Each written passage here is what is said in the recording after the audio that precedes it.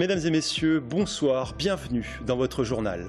Le démantèlement de la jungle de Calais a débuté aujourd'hui. 6 à 8 000 migrants sont attendus dans les centres d'accueil en France. 580 en région Centre-Val de Loire. L'Indre-et-Loire et le Loir-et-Cher se préparent. Retour sur l'événement politique du week-end, la visite de Manuel Valls en Indre-et-Loire. Le Premier ministre a remonté le moral des militants PS avant de visiter le centre de déradicalisation de Pontourny. Trop sec, la saison des champignons démarre mal en Touraine. La faute au manque de pluie, mais aussi au réchauffement climatique. Reportage en forêt de Larçay, à côté de Tours. Je vous le disais en titre, l'évacuation de 6 à 8 000 migrants de la jungle de Calais a débuté aujourd'hui. Elle devrait durer 3 jours. 580 réfugiés sont attendus en région Centre-Val de Loire. Une soixantaine d'entre eux devraient arriver très rapidement dans le Loir-et-Cher. En Indre-et-Loire, aucune date d'arrivée n'a encore été fixée. Ils seront une centaine, la moitié à Saint-Pierre-des-Corps. Les associations sont prêtes à les accueillir. Romain Delville. Dans le futur centre d'information et d'orientation de Saint-Pierre-des-Corps, le personnel de l'association Adoma s'affaire pour accueillir dans les meilleures conditions les migrants en provenance de la jungle de Calais, démantelée depuis ce matin. Ici, une cinquantaine de personnes, c'est-à-dire près de la moitié des migrants à destination de l'Indre-et-Loire, des hommes seuls, sont attendus d'ici la fin de semaine. Dans cet ancien foyer de jeunes travailleurs en formation, géré par l'immobilière des chemins de fer, les migrants qui ont fui la guerre seront aidés dans leur démarche administrative, par exemple pour obtenir le droit d'asile. Ils viennent un peu contre leur gré. Les autres, ils viennent en France, ils savent qu'ils viennent en France. Ils rejoignent éventuellement des membres de leur communauté nationale. On les aide à régler les situations administratives pour obtenir des papiers. Là, ceux-là, la France, pour eux, c'est un pays de transit. Donc ils ne souhaitent pas, a priori, rester en France. Alors peut-être qu'il y en a qui vont faire le choix de rester, mais donc pour nous, c'est une population qu'on connaît peu concrètement en Indre-et-Loire. Autre flou qui entoure l'arrivée de migrants actuellement à Calais, c'est selon la préfecture leur jour d'arrivée. En bref, le chantier de doublement des viaducs de l'A85 va débuter dans les prochaines semaines. Le Loir-et-Cher est le premier concerné par ces travaux. 3 viaducs passeront en 2 fois 2 voies. 3 également en Indre-et-Loire à partir du second semestre 2017. Une opération menée par Vinci qui doit permettre de fluidifier la circulation, évaluée à 13 000 véhicules jour. Et puis, un mot d'économie, les ventes de vins de Loire ne connaissent pas la crise à l'export. C'est ce qui ressort de la dernière note de conjoncture d'Interloire. Sur les 12 derniers mois, les ventes à l'étranger ont progressé de 4%. Touraine et Vouvray sont surtout vendus au Royaume-Uni, mais également aux États-Unis. Retour à présent sur la visite de Manuel Valls ce samedi au centre de déradicalisation de Pontourny à Beaumont-en-Véron. Le Premier ministre a défendu l'utilité de ce centre. Il a également appelé à l'apaisement. Un peu plus tôt, les riverains lui avaient réservé un comité d'accueil auquel s'est joint le Front National. Le reportage d'Amanda Brouwer-Rivera. Face à l'accès au centre de déradicalisation de Beaumont-en-Véron, une petite centaine de manifestants affichent leur mécontentement. Parmi le comité d'accueil, le noyau dur des riverains qui exige la fermeture du site. Vous avez autour de vous des gens qui étaient installés dans leur vie quotidienne et qui voient leur vie profondément bouleversée et qui se posent des tonnes de questions sur la sécurité d'eux-mêmes et la sécurité naturellement de leurs biens. Autour d'eux, des personnes venues de tout le département avec des propos sans équivoque.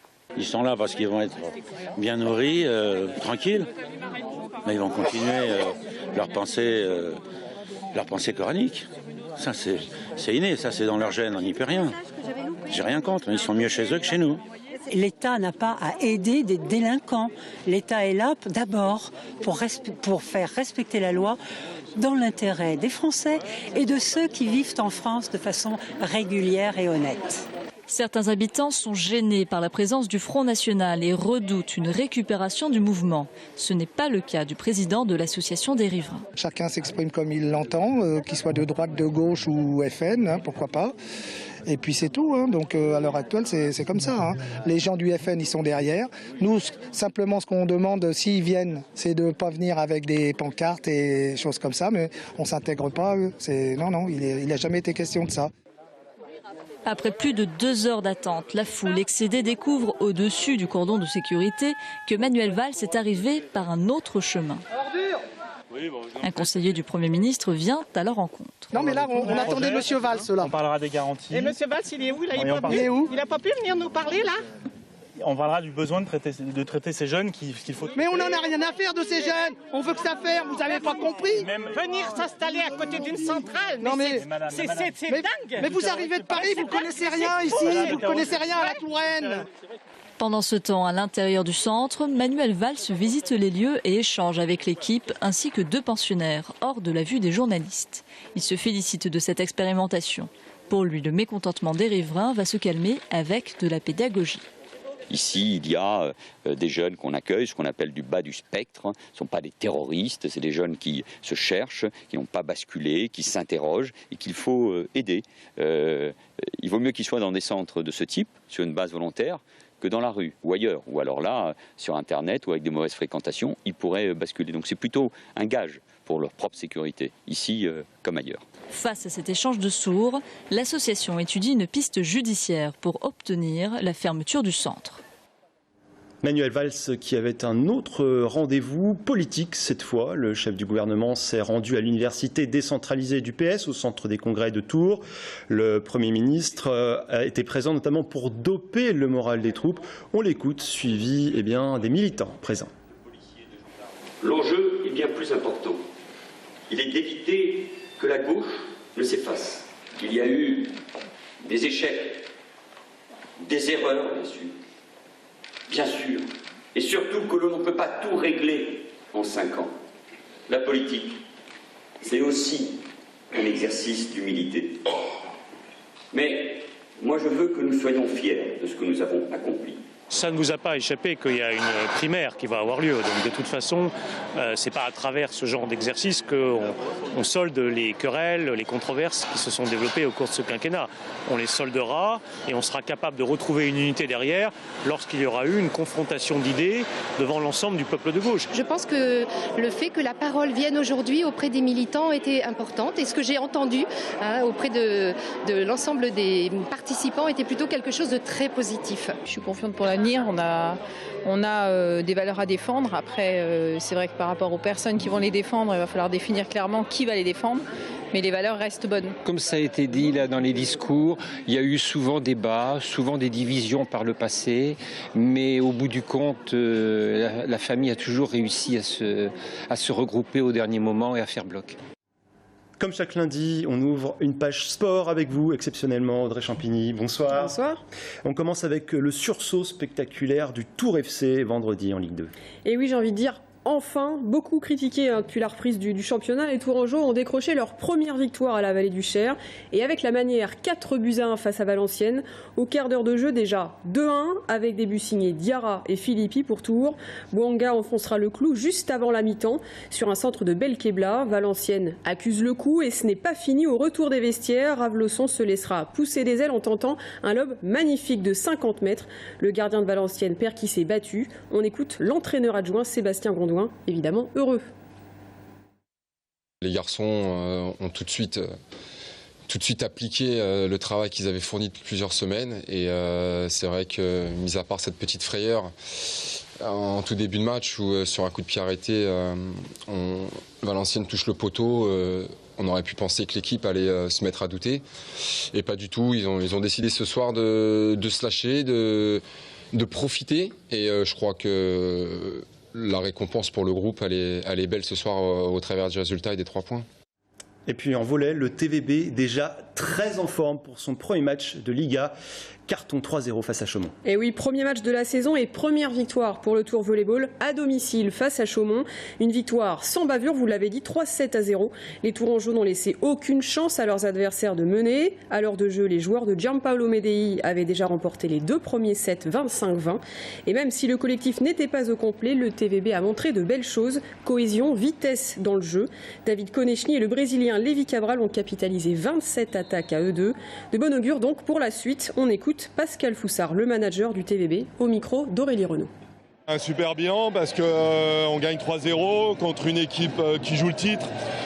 Premier match chez soi, rentrée des classes, toujours un peu contracté. Belle salle, plus de 2800 spectateurs, donc belle soirée pour nous de reprise. On a lancé notre championnat de la plus belle des façons. L'an passé, on avait perdu contre Chaumont le premier match du championnat. Cette année, on le gagne. Et ce soir, dans Stadium, diffusé à 19h15 et 20h15, vous parlerez de basket et de handball à Diablois, Chambray-les-Tours. Et aussi un peu de tennis, mais c'est vrai qu'on parlera aussi, surtout de handball féminin avec les Chambrésiennes qui sont à la peine en ce début de saison, 4e défaite consécutive. Et pour en parler, Blandine Dansette, joueuse du CTHB, nouvelle recrue et internationale française. Et en plus, elle est venue pour l'occasion avec sa médaille olympique puisqu'elle est vice-championne olympique à Rio de handball féminin. Super, merci Audrey. Rendez-vous à 19h15 et 20h15 ce soir. L'automne est la saison pour les ramasser, les champignons, plus de 200 espèces comestibles. Seulement cette année, les paniers en osier seront presque vides et les champignons plus petits que d'ordinaire. La faute à un sol encore trop sec. Seul espoir, le retour de la pluie. Reportage en forêt de Larçay, au sud de Tours, de Clémence Drouet et Thibaut Chauvet. Bon, c'est par là que vous en aviez vu des gros, non ? Cette saison, la cueillette de champignons prend des allures de chasse au trésor. En cause, le manque de pluie et les températures trop fraîches. C'est la 2e année que les champignons désertent la forêt, comme le confirme Paul Leroy. Alors, bien souvent, ici, on trouve un petit champignon qui est un petit bolet qui pourrait servir comme condiment. C'est le bolet poivré. La plupart des espèces sont aux abonnés absentes. Les quelques trouvailles sont parfois comestibles, mais peu consommées car le goût n'y est pas. Le chou blanc ? Ah oui, là. Même sur les petites choses. Hein.